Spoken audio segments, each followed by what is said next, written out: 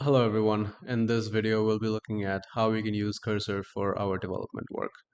So Cursor is one of the AI assistant tools that are out there, and it, in my opinion, is one of the best things that you can have to increase your efficiency while coding. In order to get started, all you have to do is just download it from the website and create an account and then connect the two of those things. Once you've done that, you can come back to this video, and here we're going to get started discussing the three main things that you're able to do with Cursor. So the first one of these is Compose. Compose essentially allows you to give some instructions in natural language and have those be converted into code within mere seconds. And the way you use that is by typing Control K on your keyboard. Tab autocompletes, these are essentially when you're typing your code, what Cursor will do is it will try to predict the next word, next line, next few lines, and it will present it in a grayed out fashion. And if you like the preview, you can press tab and that will be inserted into your code. Super helpful and saves a lot of typing time. So the third thing that's super helpful is the chat feature.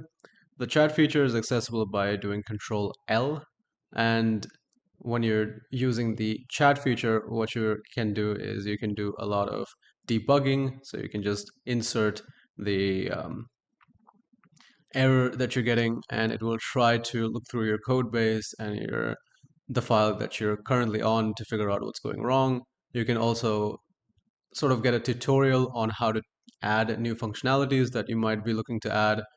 You can ask follow-up questions on how the code that was perhaps auto-completed or composed works.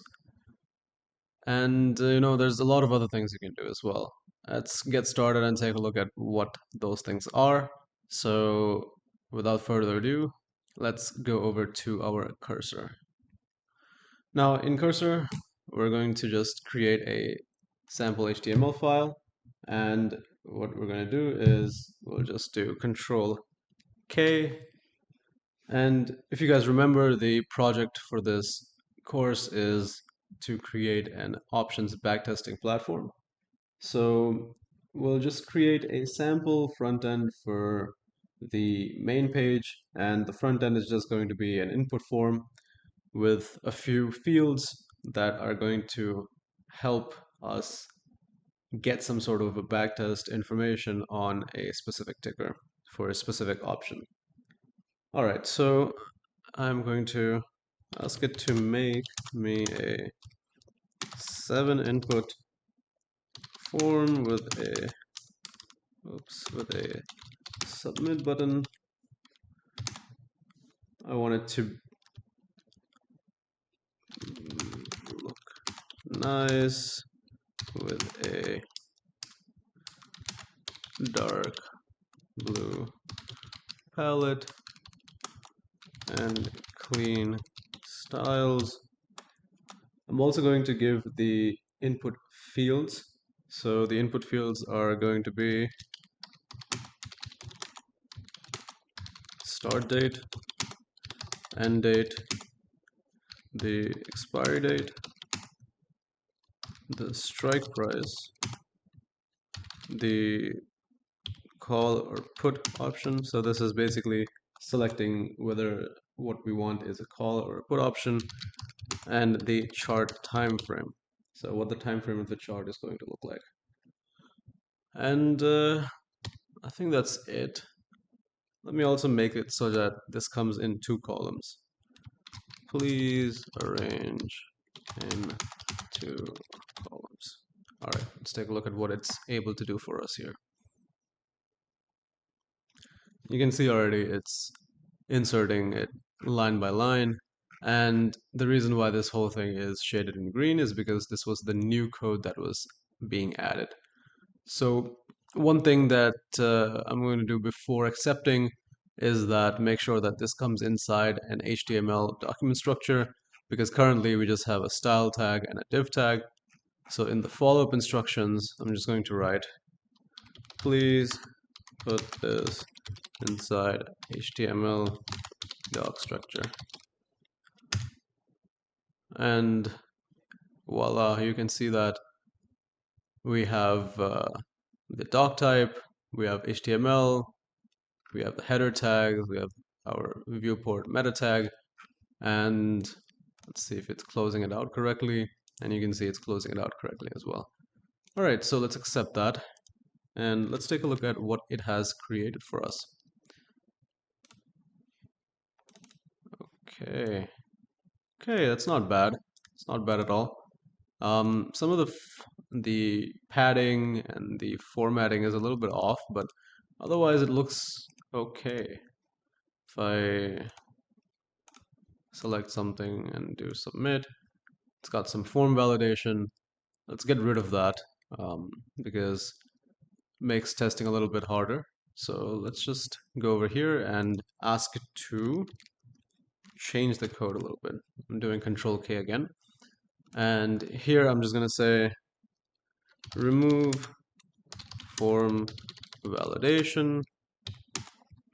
And I'm also going to say put some space between the columns of input fields and between the border of the input form and the columns of the input fields. Okay, let's see what it's able to do here. So it's currently just scanning through to see what it needs to change.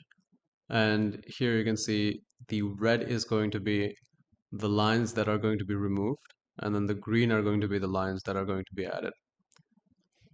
Let's scroll down to see what it has done. Again, similar things, it's increasing the gap and so on. And then it's doing the replacement for the fields that were initially required. It's just replacing them with fields that are not required. I think this is pretty good. I'm just gonna accept that. Control S. Okay, let's see. No, that's way better. Now we have a lot more space around here. If I just select a date, press submit, we can see that the form is being submitted. You can see the data over here, but we also want to see if we can add some JavaScript into this form. So that I'm going to do using the tab autocomplete feature. So inside here, I'm just going to press enter, and you can already see that it's predicting the next tag to be a script tag, which is how we add JavaScript into our forms. And here, let's see, I want it to make an alert. So I'm just going to type out, please alert submission of form.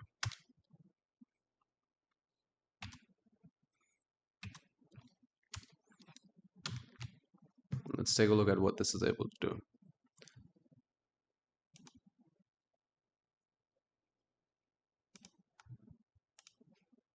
Just going to give it some random dates. Submit, and that did not work.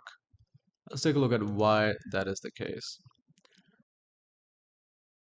So here let's try accessing the submit button by ID instead of trying to select the form. Let me just add in ID is equal to submit button. Again, tab to autocomplete. And here I'm just going to give it submit dash button. And here we're going to use click as the event listener.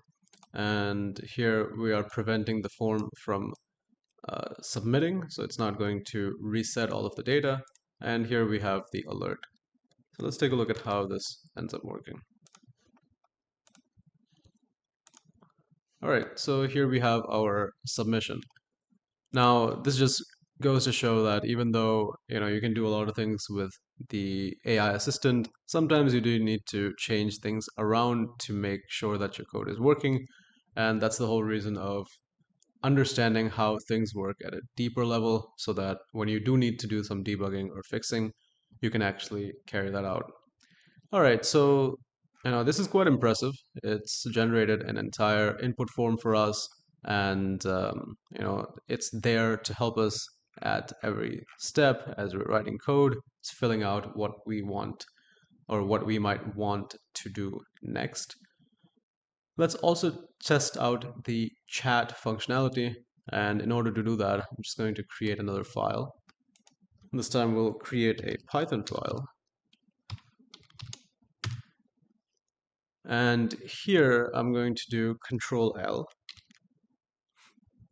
And here what I want to understand is I want to know, how do I access data from an API?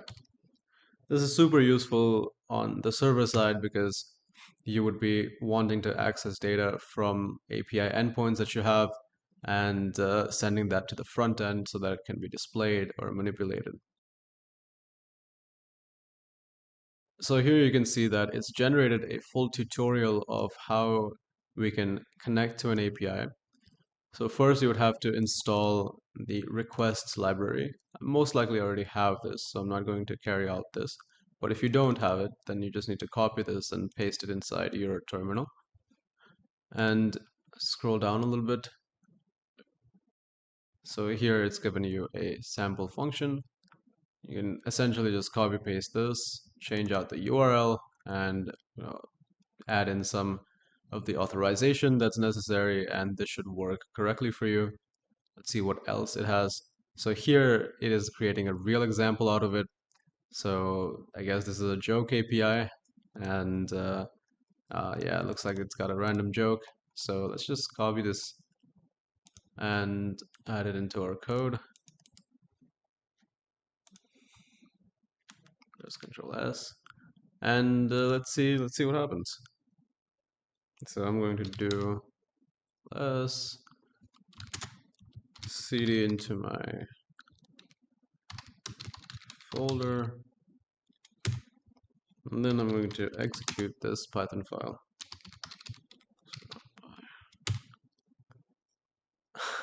All right, let's read this out. Why do bananas have to put on sunscreen before they go to the beach? Punchline, because they might peel. All right, so nothing crazy, but let's take a look at how this is working. Essentially, you're importing requests, which allows you to get data from a specific URL. You have your joke URL, you get the data from the joke URL, put it inside response, and you check to make sure that the response was successful. The 200 status code is how you know that your API request was successful. Only if it was successful, you convert it into a dictionary, and then you basically print out the response like this. Now, if we want the same explanation from the chat window, we can do the same thing. You can see it has already done a good job of explaining a lot of these things for us, but maybe inside this code we don't understand what's going on. We're just going to do Control L and say, please explain line by line what is going on here. And there we go. So again, here it's going to go line by line. You have your first line, it's importing the request library. Here it's defining this get random joke function, which is going to be called out later. Inside the function, makes a get request, checks for status code 200, so on and so on. Now there's one last thing I want to show you, which is how you can use this for debugging. So I'm just going to do something wrong here. I'm just going to do this, break the code a little bit, and now let's run this again.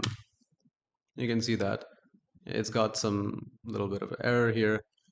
This is super simple to fix, obviously, but we just want to test out how we can do this. So it gives you a little selection that you can use to add this to the chat window. And I'm just going to say, please provide fix.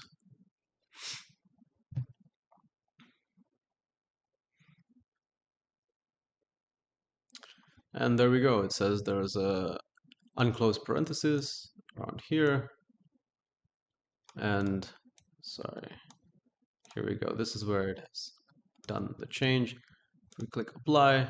You can see what it will do is it will remove the previous line and insert this one. I'm happy with that. Let's do Control S. And that should have fixed our code. All right, so that is essentially all I wanted to cover. There is one more thing which relates to the chat window. And what's important here is that you do have limitations on how much you can generate.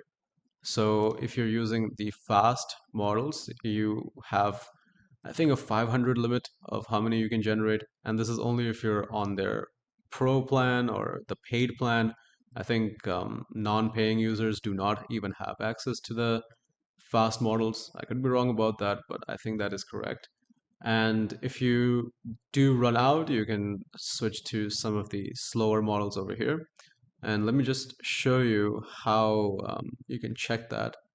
So if I come over here and go over to settings, you can see that it will show you what my usage was. So my usage so far was 49 out of my 500 fast requests.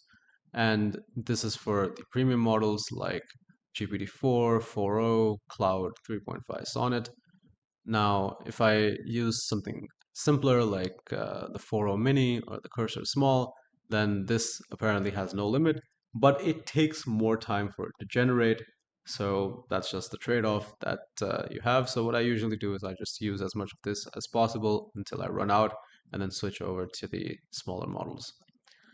Well, that is all. I hope that was helpful. Thank you so much for joining me, and I'll see you in the next video.